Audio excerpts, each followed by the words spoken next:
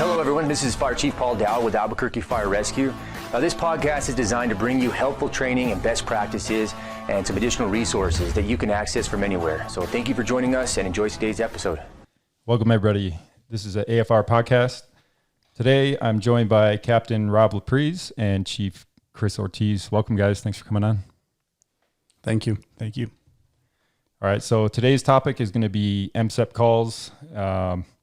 And with that, we're going to tie in like calls to 7-8 and some of the common things you guys hear. So Chief Ortiz, actually, if you could remind people of your time as 7-8 before you promoted and maybe kind of just a little brief summary of your career. Absolutely. Thank you.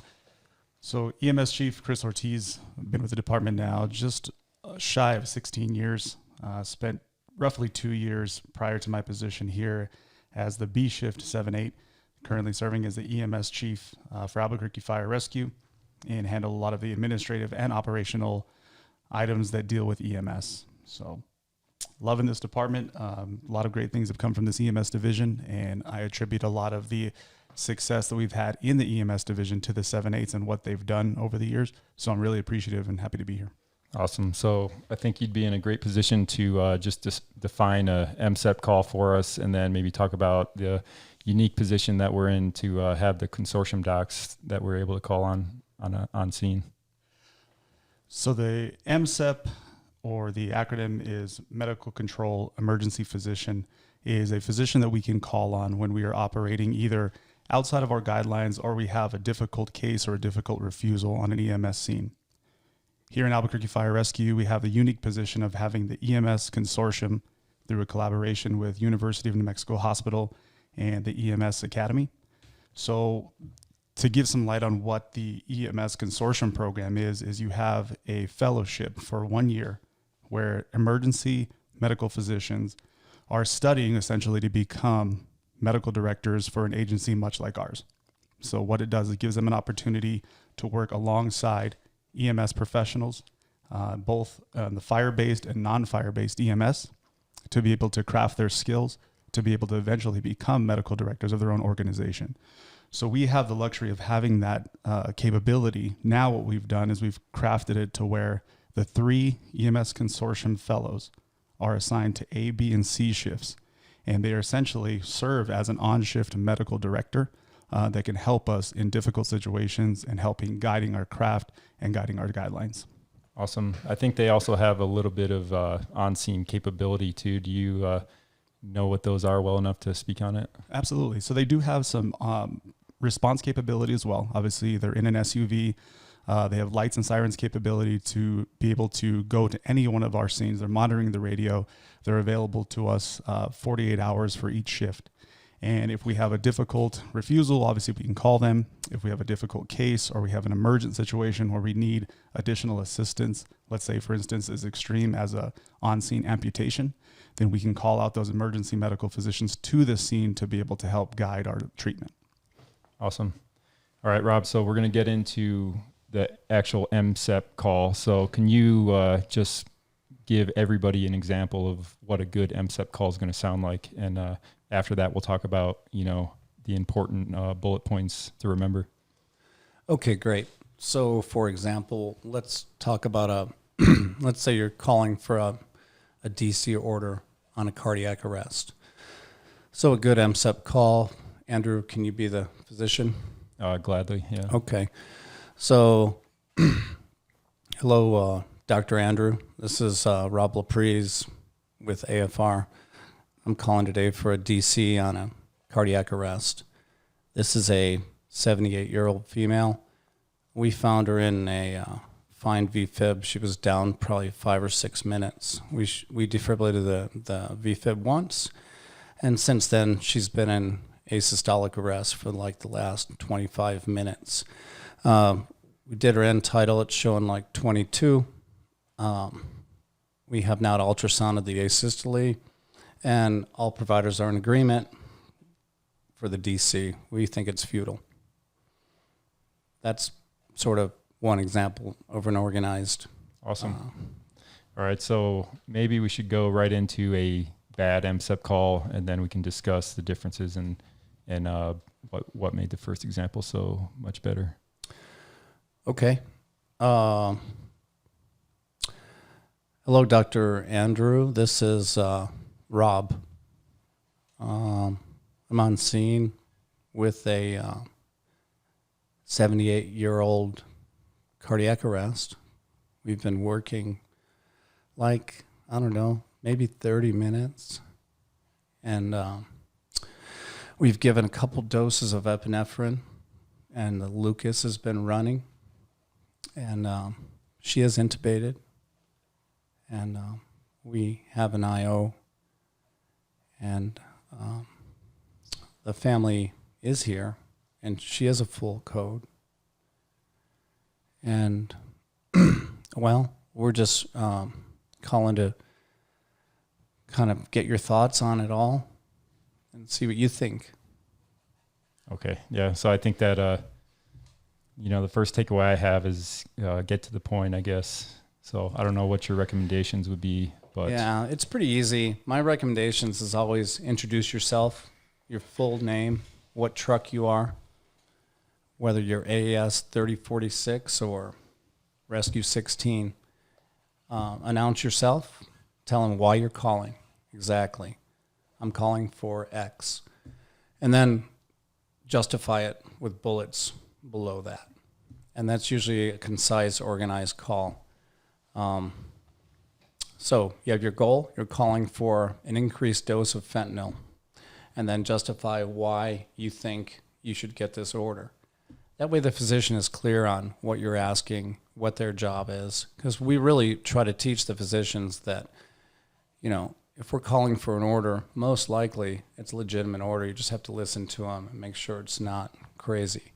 So they'll give you the order most of the time. You just have to have it in the right format to not confuse them. Yeah. Yeah. Actually, I remember one scenario.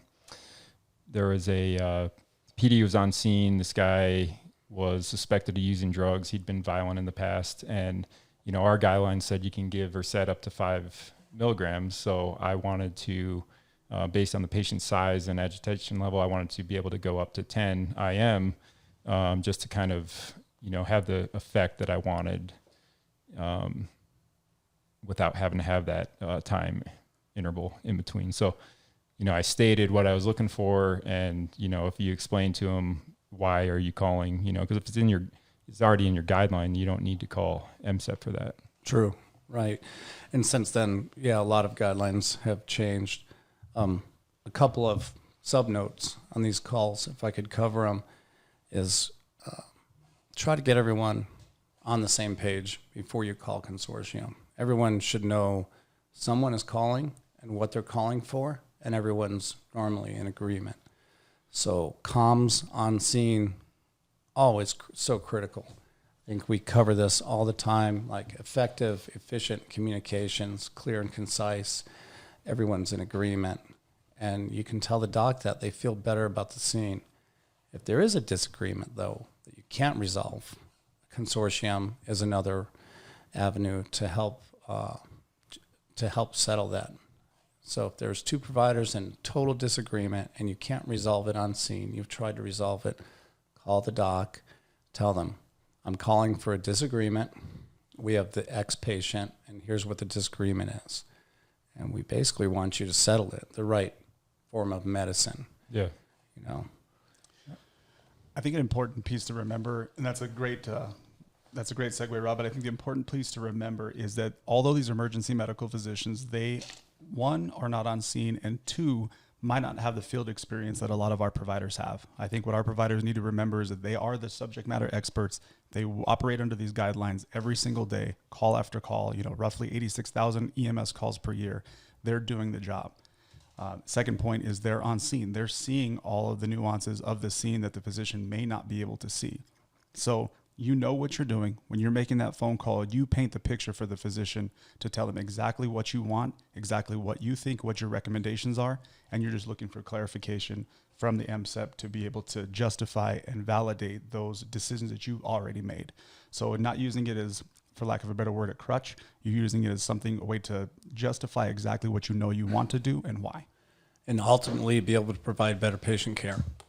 Operational issues or disagreements with operational issues should be handled by the 7-8 or a 0-1. If it's an ambulance operational issue, the physician shouldn't be involved in that. It should just be medicine, patient care type stuff. Awesome. Yeah, I was going to ask you, maybe at what point would you make a call to the consortium versus just calling 7-8? Maybe you could explain that, some of the calls you get and the difference between what you do versus what a call to consortium would do. Sure. A lot of my calls, I'd say, Chris, correct me if you think I'm wrong, probably 75% of my calls are straight up operational questions or advice, difficult refusals. Which road to take? Is this correct? What do you feel? So I'll get calls on, let's say, hey, I have a 17-year-old. This is a minor motor vehicle wreck. It's 2 a.m. Kid is uninjured. I'm just wondering how to proceed. Like, what should I do with him? And I would say, well, what I would do is you have to leave him in a safe place, number one. I'd make contact with a family member or a responsible adult. Oh, yeah, okay, I got that. I'll do that, and then I'll cut him loose. Great. That's the kind of calls we get a lot of the time. The guys know most of the medicine goes through the consortium, and if it is a medicine question that I'm asked, I'll give my advice, but I'll remind them, hey, this isn't an order. You should call the consortium. That's part of my advice. Like, this isn't my wheelhouse. Yeah. And they'll go ahead and do that. But my phone is, the 7-8 phone is open 24 hours a day, 365 days a year. So you can always call it, and we like those calls from crews. We encourage them. We're humbled every time we get a call and we get to give advice or help someone be more efficient on a call. Yeah. Ultimately provide better patient care. I would imagine that you'd probably prefer, a call to you if it's uncertain if it needs to go to consortium. Like, I bet consortium might get some calls that they're just like, why are you calling me for this? This is in your guideline. Do you have any examples of, like, when maybe it's not appropriate to call consortium, or like, Well, I think my first example is a good one. You don't need a consortium for that type of refusal. My first example, you just need to really look in the guidelines and have some confidence and know really the road to take with it. It doesn't require a physician. If they did call a physician, a lot of times the consortium doesn't exactly know all the specific guidelines for certain things. They'd have to look them up themselves, or they'd ask the provider, well, what do you think we should do? And does it sound reasonable? Yeah. So I think the first example is a good one of when to call a 7-8, or, where to transport to. We have a STEMI. It's Friday afternoon at 5. We're coming from 22s. Well, where should we go? And I would tell them, you should go downtown. It's close of business on a Friday. Just leave Rust alone. Just go downtown. That's the safest bet. So. Yeah. All right. You mentioned difficult refusals a couple times. Do you have any other examples of those? I think a lot of people have a hard time with refusals. For me, I don't see what the problem is. Like, in my opinion, if the person is, aware of the decision they're making, they're allowed to make a bad decision. And I don't really feel like I'm going to get in trouble ever for that. What's your opinion on these refusals? And do you think sometimes people are a little bit too worried about accepting a refusal? Sometimes guys are worried about legal issues with a refusal, or it's in their gut. This is a tough one. We'll get a call on that. I think the big thing to remember with these refusals is we want to make sure someone is decisional. And decisional is more than awake and alert times 4, or person, place, date, time. Decisional is, do they understand the big picture? Do they understand consequences? Can they tell you everything that's going on? So we want to make sure, number one, someone is decisional. And after that, we want a good assessment, a thorough assessment on these patients. After that, at the end of the day, we want to, encourage people that need to go. And people that don't want to go, we want to be able to tell them the risks of not going, clearly stated and documented. And then we always say, you know, patients are allowed to make a decision on their medical care, and they're allowed to make a bad decision. We just need to be there to tell them it's a bad decision. And we need to be there for the provider to remind the provider that you did all this work on this refusal, so please document it concisely, what you told the patient, what was going on, so you get credit. I joke guys all the time, they do a great job on the call, and I'll look at the chart, and the chart is like nothing happened. And I remind them that this chart justifies all the great work that you actually did, and it gives you credit for the work, and it's safe for your license and for the department to document it correctly on exactly chronologically what went down. Yeah, what are people leaving out? If you can remember specifically, like you're saying all the stuff they do, which usually I agree, you know, we do the right thing for our patients. What maybe documentation points should we take away for these refusals? We really do a great job. I mean, I've witnessed tons of tough refusals and great effort by the crews. I think what we leave out is the whole the chronologicalness per se of everything. You know, I offered Mr. West transport. He's refusing. I asked him why he's refusing, because his insurance is expired. I told him that, you know, if he doesn't go, he could die from this illness, and he understands that also. And I tried again. I even called his sister, who he talked to on the phone, and she was unable to talk him into it. And again, I repeated that, you know, he could die from these injuries, and he understood it clearly, and ultimately we got a refusal, per se, something like that. And just throw all that in the transport part, T for the D chart? I put it right in my treatment, because to me that's a treatment. Advice you're giving someone is what you did on scene. So I like to see it in the treatment. You know, offered transport, patient refused. I asked him why he refused. He told us this. I said this. He said this. And it shows multiple attempts. You know, if this guy dies the next day and we look at the chart, it just shows multiple effort and attempts to get him to go, and he was refusing. Okay. Yeah, that's good advice. I think I could take advantage of that, actually. Yeah, I think that's a great point. I think the point that Rob brings up, whenever there's a quality assurance issue that comes up, let's say, for instance, that patient who did refuse, and then we get a call back later that day or the next day, and that call becomes a 9 echo, then the first thing that's going to go back is look at that. You know, family's going to say, you guys were just here. You know, we told you he needed to take him, but you didn't take him, right? So the first thing we're going to do is go back and look at that previous provider's report, or even that same provider's report, and say, what discussions did you have? And, you know, not every time, but there's sometimes where a lot of those details are left out. However, when we make the phone call to that provider, he paints a full picture of exactly what was said and all the offers that he made to the patient, and they still refused. What we want to see is all of that documented in the narrative, because that's the ultimate protection for the patient, ultimate protection for the provider and the organization as well. So if you take that extra 5 minutes to document some of those things that Rob just previously discussed, it's better for everybody. I think what we need to remember as EMS providers is we don't diagnose in the field, right? We make differential diagnosis. We know what we think is going on. However, we can't force this patient to make a decision against their will.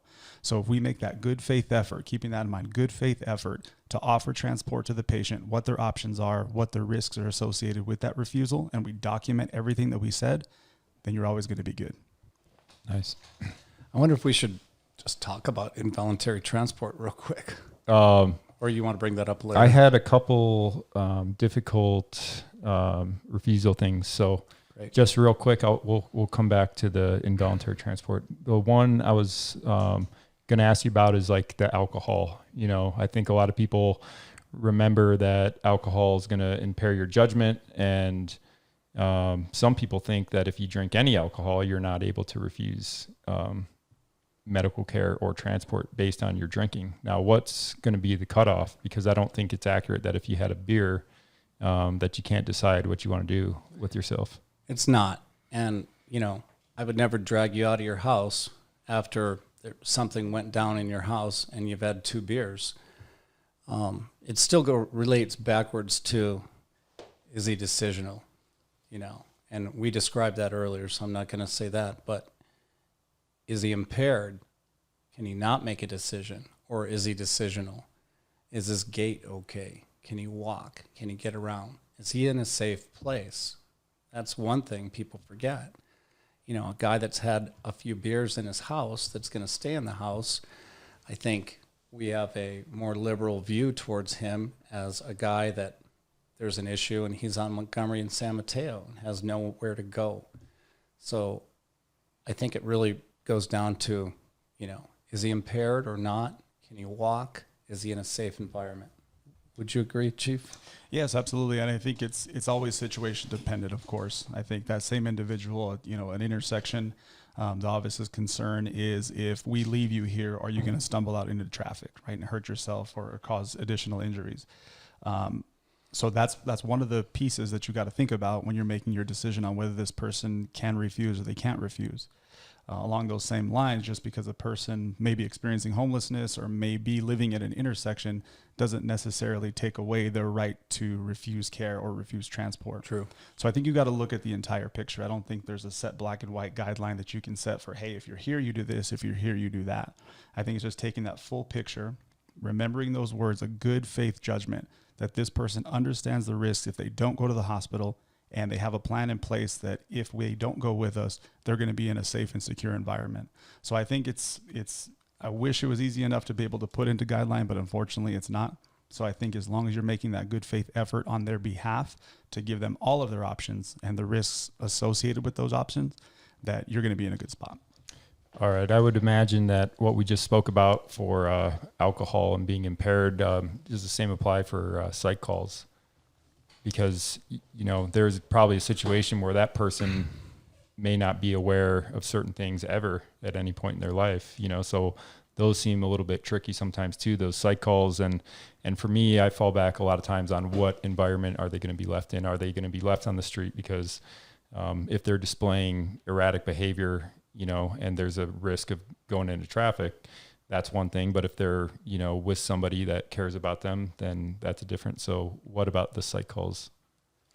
And those can be a lot more difficult. I think the cut and dry for us is obviously if somebody expresses suicidal ideation, homicidal ideation, they want to hurt themselves or others, then that makes our decision easy, right? We have the ability to take that person against their will because they've stated an intent to hurt themselves or others.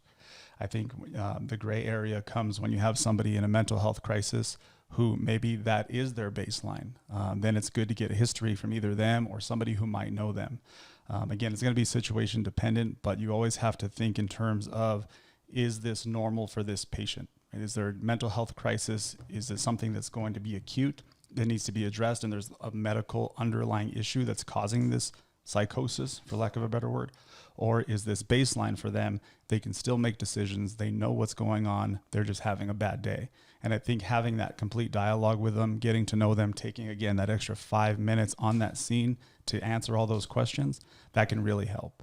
Now, what we don't want to do is dissuade providers from calling MCEP. If it's a gray area and you don't know what to do at that point, then that's when we ask you make that phone call to consortium, paint that full picture with an idea of what you want to happen with this patient, and then display that for them and let them make the ultimate decision. I think we have to remember that there's always the liability mentality that if I make this call to the doc, then my liability is waived. It's taken by them. And that's not necessarily the case. You're still in charge of the care of that patient. You're basically just using that MCEP as a guide from a medical direction standpoint to help you with the decision that you already had in mind. Yeah, I think most people assume that, you know, going to the hospital is ultimately in the best interest of the patient. But I guess this would be a good time to get into the involuntary transport. So just imagine, you know, you're sitting at your house and you've had a couple beers and for whatever reason, 911's called and, you know, maybe your family member calls on you or something like that. And now they're trying to force you to the hospital against your will. Like I would be irate. So I would imagine that that could cause as many problems as, you know, leaving somebody home when maybe you should have transported them. Have you had any examples of involuntary transports that weren't appropriate?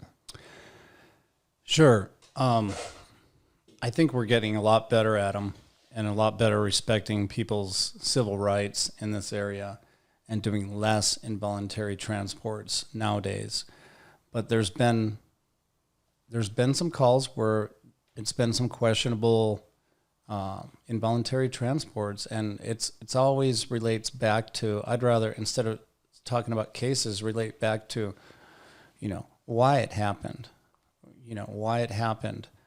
The crews on scene didn't communicate. They didn't have a plan.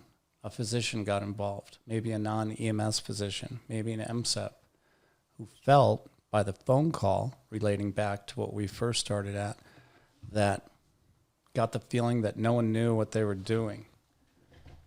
Next thing you know, an order comes, just bring them in. Forced transport.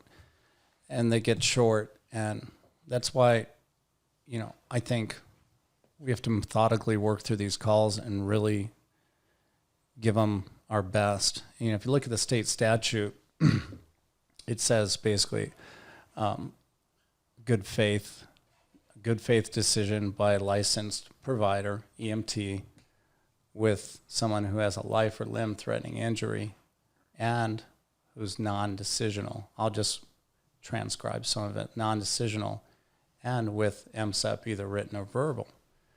So it's a pretty serious case to make someone go to the hospital. Most of the time you just deem them non-decisional and they're dangerous to themselves, let's say a dangerous illness or whatever, and they have to go that way.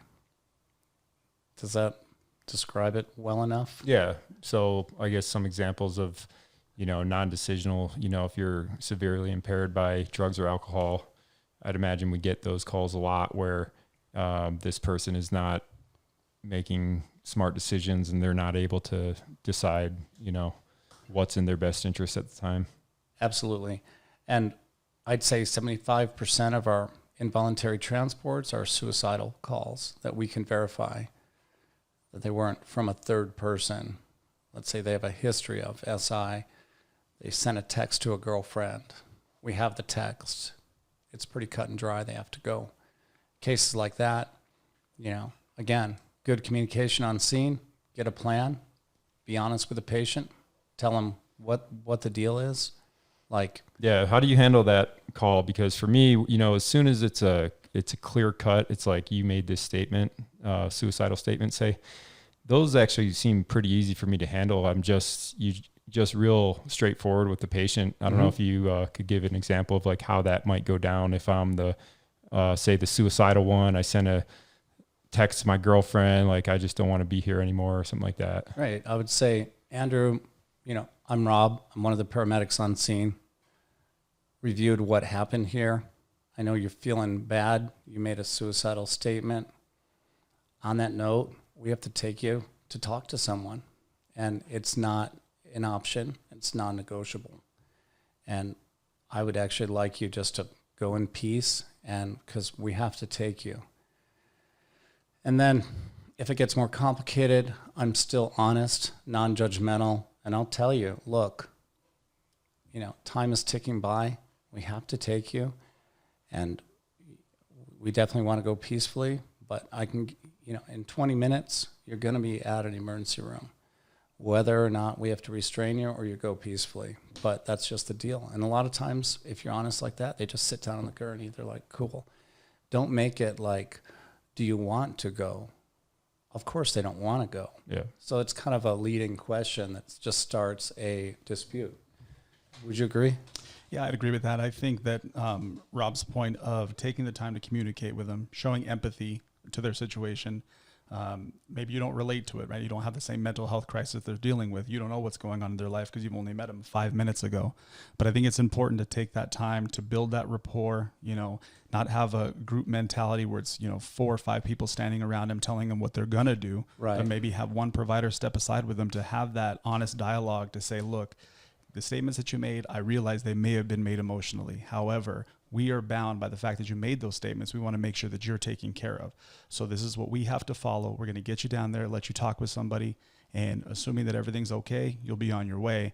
But just kind of letting them know our roles and responsibilities as soon as they make that statement, and kind of building that rapport, building that empathy, as opposed to saying, you're coming with us, it's going to be the easy way or the hard way. You kind of take that extra moment to say, hey, we're just looking out for you. We care about you. Let's get you seen and then get you back about your day. Yeah. And, I always, if there's just no doubt, in your mind when you're talking to the person, like, 911 was called, we're here, you end up going to the hospital. There's no way around that. You know, if you're kind of just straightforward with it, not like kind of like a jerk about it, like, you know, the easy way or the hard way, but you're just like straightforward. You're like, you know, I've been on, you know, dozens of these, you know, within the last year, and it always goes the same way. Like, you need your phone charger, you want to grab your phone, you want to grab a book, whatever. I think that's, you know, when they know, like, look, there's no option, the cops are here, this only ends up one way. Absolutely. I like to get, you know, one person talking, like a lead. To me, there's nothing more confusing or irritating when you have 4 or 5 people taking turns talking to one person, because that person just sees chaos. You can trust one person, that person gives them the real information, and it really works out good. Yeah, having that one-on-one connection, I think, is the most helpful. And I love the phone charger idea. Hey, can we get this? Can we do that? Let's get you ready to go.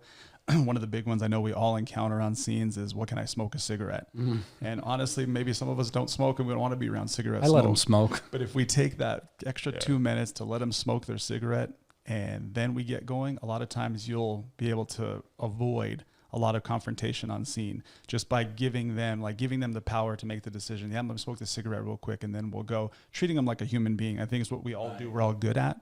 It can be difficult, right? At 2 a.m. after our 25th call of the day, sometimes that's not easy.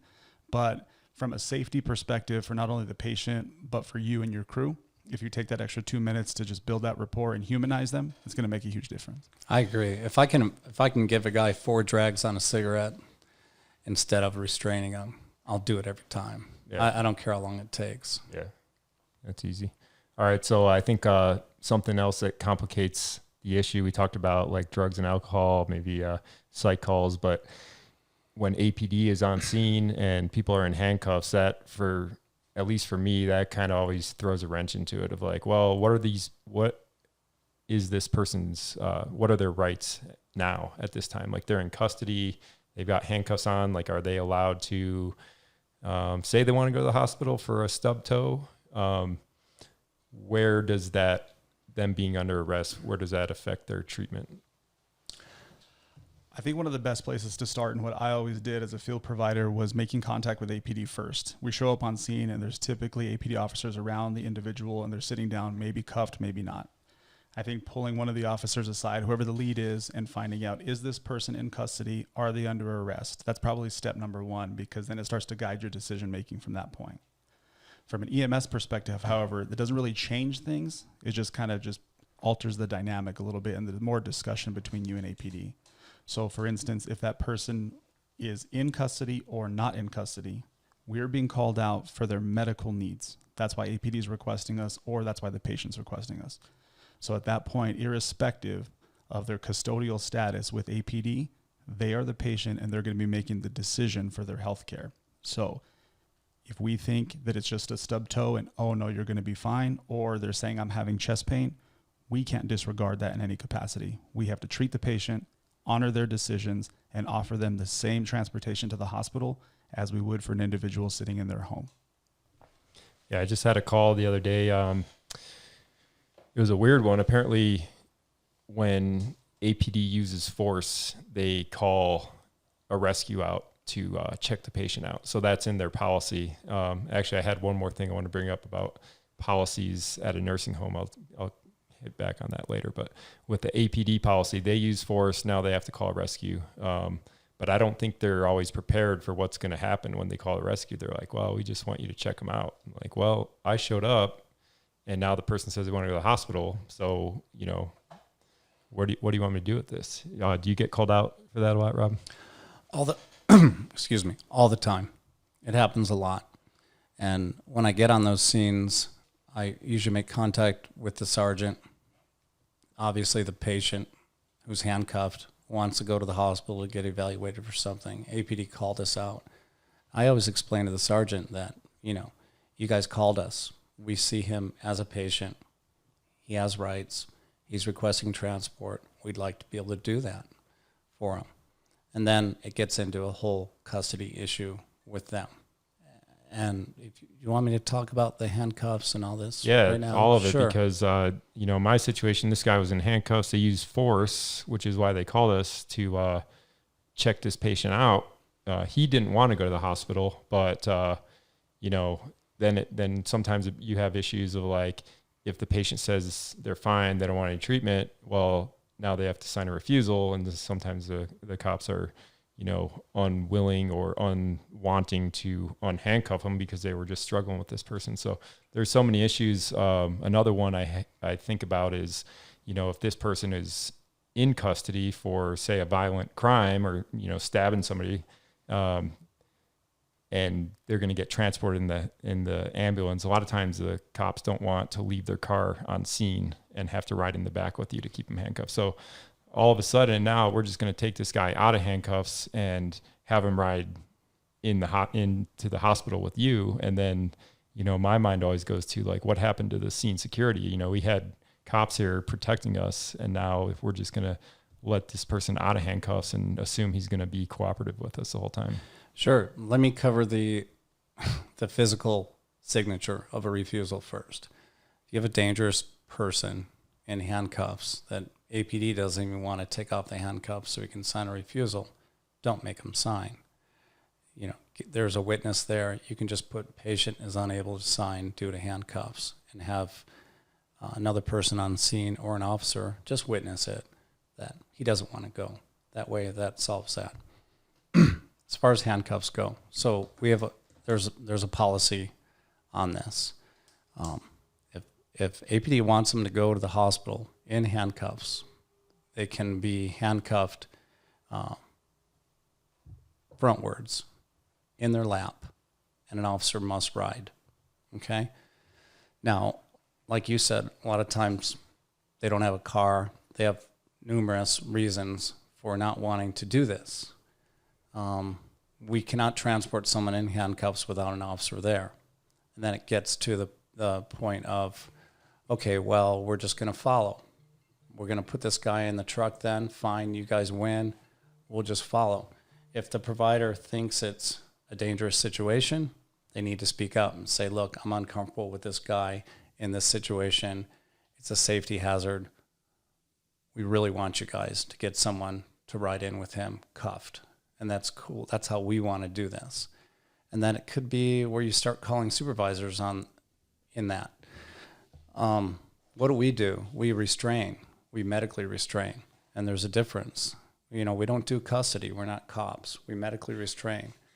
And that's a patient that's physically threatening, actively threatening you, that could be dangerous or has showed you he can be dangerous, and you're going to physically restrain him. If he's in custody and APD asks us to physically restrain him, we're evaluating the patient. If he doesn't deserve medical restraints, then we don't do medical restraints. That's just how it goes. We can't take away people's civil rights because cops don't want to ride in. We just don't do that. There's risk. There's liability to us. Did I cover that? Yeah, I think you hit the nail on the head. I think that it always comes down to patient safety and provider safety. Mm-hmm. So I think the key point in there is to remember is that if they are wearing cuffs and they have to stay in cuffs, one, it's never cuffed to the gurney. That never happens. They're always cuffed to the front just with their hands. And the officer does have to ride in. It's non-negotiable. There's no way around it. The other side of that is going from cuffs straight into restraints. From strictly just a custody standpoint, that never happens either. So the only time medical restraints are used, like Rob alluded to, is for medical need or for patient and provider safety. Yes. Just because this person just committed a violent act and they're calm now doesn't warrant going from cuffs into a 4-point restraint. So a lot of times that dialogue just has to happen, frankly and honestly, with the officers to let them know. Typically away from the patient is probably best to avoid amping up that situation at all. But as long as you have that dialogue with the officer, you guys should come to a common ground. Again, if it comes to a situation where you're just not agreeing on it, then involve the supervisors, involve the 7-8, involve their sergeant, and up their chain of command to make sure that you're doing right by the patient and right by the organization. So as long as you are patient-centered and focused on them first, irrespective of the legal issues that this individual is going through, you're always going to be in a good spot. I mean, I've been on calls where we've had guys that are so scary that we just said, you know what? That they were handcuffed and we want to keep them handcuffed and we want an officer in there and they don't want to do it. And I've just told them, look, this guy, we're uncomfortable with this. We're not going to do it. Get someone to ride in, We feel safer that way. 7 minutes to UNM or whatever. Try to convince them. And it always seems to work out if you ask. But you have to ask. Yeah. What if the cops are like, hey, we'll just take this guy in? Good question. So there's three reasons APD can transport to the hospital or a medical facility. Psychiatric patients that are, uninjured, that are just going to case main ITU or somewhere like that, or UNM psych. MATS patients, they can take someone, give them transport to MATS, and they can take a rape patient to meet a sane nurse if that's the way that patient wants to go. That's the three ways. So if we have a guy, let's say, that's injured, that has a big lack on his head, that's half drunk or whatever, and it becomes a little bit of a pissing match, and APD says, you know what, we'll just take him to press. We're supposed to take him. Let's just find a safe way to do it for his safety or her safety and our safety, for everyone's safety. Yeah. So you just can't let that be the answer. You have to call 7-8 at that point or get somebody else involved if you're not able to reason with the officer and explain what our guidelines are.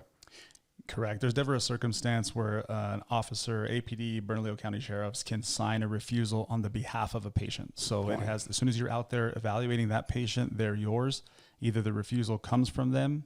Again, if they can't sign because of the handcuffs, then that'll be documented well in the D chart. But if it's a matter of, he's not going to go with you, I'll sign for him, that doesn't happen. And that's where you need to start involving your chain. Got it. Yeah, well put. All right. Let's see, since we're on the topic of APD, I always remembered for those suicidal calls that, there's 3 reasons you can force transport was a suicidal statement, homicidal statement, and like gross negligence is what I thought I learned at one point. And then somewhere along the way, I heard of a certificate of evaluation where it's like there's a doctor writing a order that this person must be transported for psych eval. Correct. Yes. A certificate for evaluation is an order that's written by a mental health clinician that is enacted upon by a law enforcement agency. So it's strictly a law enforcement statute. So the mental health physician says that, hey, I think this individual needs to have a mental health evaluation. They sign off on it. A judge signs off on it. And then either Albuquerque Police or Bernalillo County Sheriffs, they enforce that order, pick up that individual, and then bring them to the mental health facility where the order was written from. There's been some gray area now to where EMS has become involved with this more and more, to where the ask, not always, but sometimes was, hey, we have the certificate for evaluation. We need to get this individual transported down to wherever to execute that evaluation.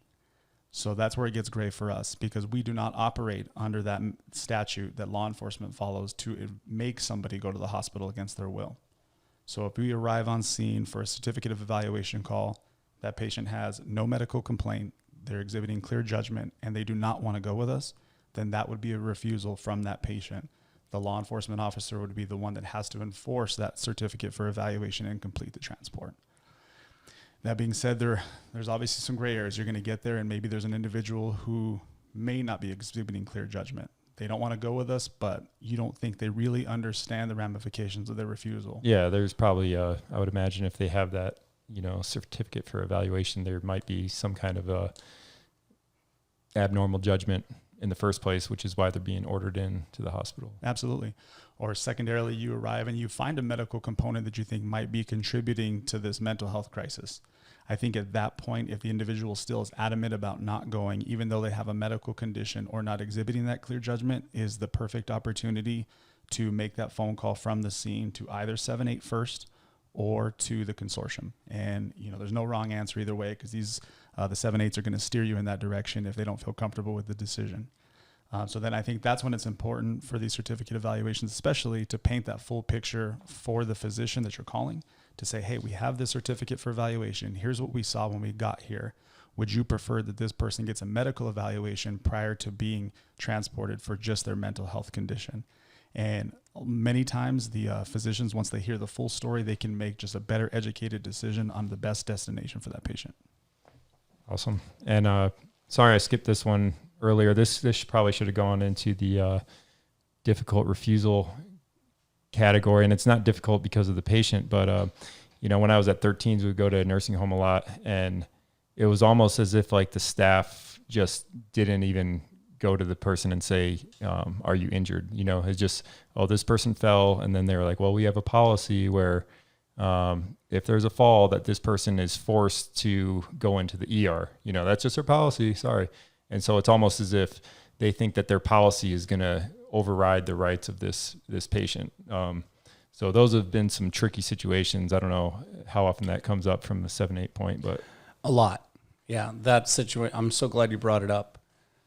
First things first, in a case like that, let's do a good evaluation of the patient. Let's not get mixed up with the staff right away.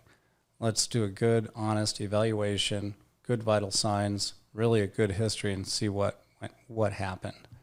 And then I just was getting out of bed, and I slipped down onto the floor. Didn't hurt myself at all. Right. So we would evaluate that patient, see if they are hurt. My next step with that really is to see what the staff's take on it is, just to see where they're coming from. And they'll say, okay, it's our policy. She go get checked out. Well, right? we can't check them. We don't have an x-ray machine, so they have to go to the ER. And they don't want to go, right? Yeah. And they're decisional. Yeah, no, I'm fine. I need some help up, but they wouldn't help me up. I've been on the floor for the last 15 minutes. My next step is I really want to see if there's a POA, if they make their own decisions, or a POA makes them for. So always, always, always call family from a nursing home. Coordinate with them. It's their loved one. They want to be involved. So I'll always call the first person on the list, the decision maker, whether it's a sister, daughter, whoever, talk with them. And then if they're like, yeah, I make decisions and, she can refuse, of course, we're going to let them refuse. And the staff that's just how it is. We're not going to tie her up and bring her in because the staff says to take her. It's not right. Yeah, and we're also not going to go against, the power of attorney wishes, the patient wishes, but a lot of times they're just like, well, it's our policy. And, right. You got to be a patient advocate, I guess, out there on the scenes and don't let those nursing homes get away with, these policies that they create that aren't actually in the right, the right thing. Yeah, to they're do. not doable. And I think part of good patient care at a nursing home, like I said, I can't say it more over than calling that family, seeing what their take is on it, what they would like to see done. And sometimes the family's like, you know what? I actually would love for you guys to bring her in. She's fallen 3 times over the last 3 weeks, and God, I'll meet you at press. And then we can tell the patient, hey, we talked to your daughter. She really would like us to take you in, and let's go get evaluated. And I think it's a win-win that way. I agree. And to take that a step further, you possibly may encounter some nursing home facilities or even independent living facilities for the elderly community who, within their policy, they cannot help individuals up off the floor. So they're calling us out because they fell and we can't pick them up. I think at that point, again, like Rob said, as opposed to, starting your interaction with why can't you do this with that staff, then I think really your focus needs to be on that patient. So irrespective of their transport decision, let's get that patient up off the floor. I realize that in some circumstances it's frustrating because we go to the same facility over and over for the same complaint and we feel like there's an unwillingness to help, but we're not going to let their policies dictate what our mission is. So if we get there on scene, we have an individual who's on the floor, first and foremost, let's gladly help them up because they're not the ones that call typically. It's someone else who called on their behalf. And then once you get them up in a more comfortable position, perform that full assessment, and then make contact with the POA. And 9 times out of 10, the POA is going to have a reasonable reason to either keep them where they are or go ahead and have them transported. But at that point, we have to honor that decision, but let's get them up off the floor first, which seems like, an easy answer and a no-brainer, but just keeping that empathy with the individual who maybe didn't call. They're just falling victim to the policy of the situation that they're in. Right. Yeah, of course, we're going to help them off the floor. Where do we go with policies like that? Is that 911 abuse? Is that calling 7-8 and having a talk with that facility manager? Are those policies legal? If they're like, well, we can't touch them once they fall. We have to call you. And, my argument to one of the supervisors was, you're using us as staff, so it almost like, you're using 911 as staff to lift people up. Sometimes it might feel that way. I can tell you at certified facilities, meaning like, real facilities with people in them, what we won't do is move patients around. We'll never leave someone on the floor.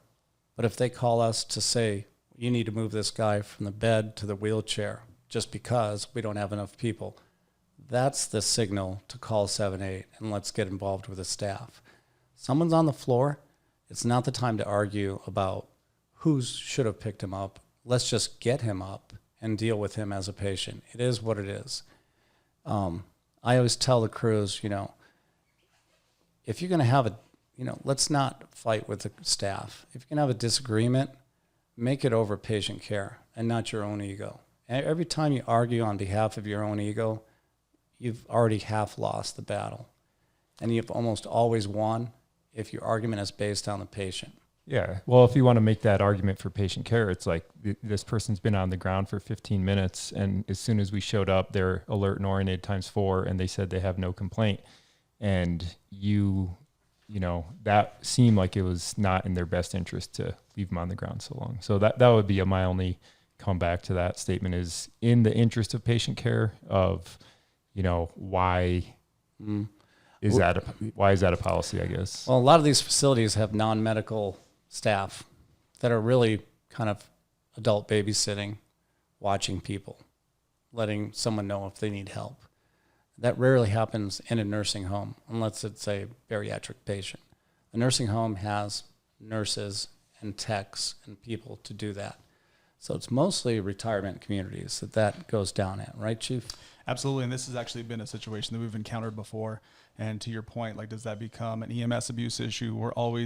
I'm very hesitant about throwing around the word EMS abuse, because typically there's a reason why people are calling, and even though we might not agree with it being an emergency, it's still an appropriate use of EMS because they did need our help. To that note, however, if you have a facility who's continually having these issues, then it's important to involve the 7-8. And me personally, Rob personally, have gone down to facilities, talked with directors of nursing, talked with owners of the facility to work out some sort of agreement and a collaboration to say, okay, here's what we do, tell us what you do, and then we find some middle ground on how we can help. And then we take that back to the field crews to say, okay, we've met with this organization, here's what their policies are, here's what they're asking of us. And a lot of times there's some middle ground in there. So very rarely is there a situation that we encounter where we just hit a dead end. We can usually find resolution after we talked with the staff. It's just typically not something that we want to do. One, in front of the patient, or two, at 3 a.m, again, you're not going to have that appropriate dialogue. So let's help them up. Let's do what they're asking, report to 7-8, and then we'll work on it from an administrative standpoint with their staff. On the back end. Yeah. Awesome. You guys have any closing thoughts on this topic? Gosh, such a good topic.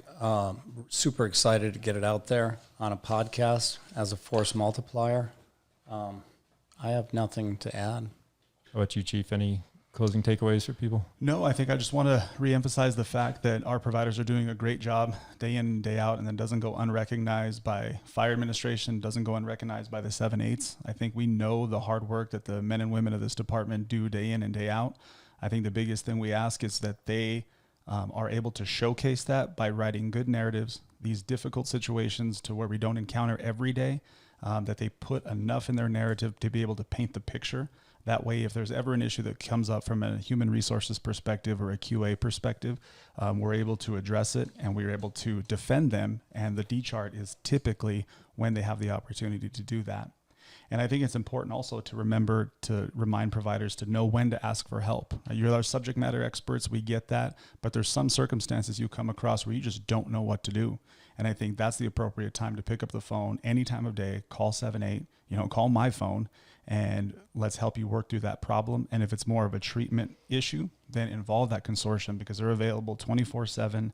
I know there was discussion about should we call them for simple things. I think it through first, try 7-8, but don't be afraid to use that consortium line because they want to learn. They're there for us, and kind of that's what they're there for, and we have the luxury. We should utilize them. Yeah, a lot of calls that I get, whatever I'm doing, I could be busy, and someone will say, hey, Rob, do you have a minute? And my next question is, are you on scene? And if they say no, great, I'll call you back. Give me 10. If they are, I'll drop whatever I'm doing to listen to whatever issue they have on scene. I'll step out of a room on a cardiac arrest. It doesn't matter. I'll be there to answer that question. Yeah, I've always appreciated, the 7/8s because they've got that. They've already had that experience in that position, and now sometimes you're just leaning on them as a resource. It might not be the time for an MCEP call, but you're just kind of trying to get their judgment, their field judgment. Consult. Yeah, what would you do in this? And you've made it so easy for us. I think all of them actually. I feel like all of the 7/8s I know well enough to say that they don't mind helping out and they appreciate those calls. So it's our job to help out. It's our job to help everyone be more efficient and ultimately provide better patient care. That's really what we're here for as a support structure for the crews. All right, everybody. Thanks for listening to the AFR podcast. We'll talk to you on the next episode. Thanks.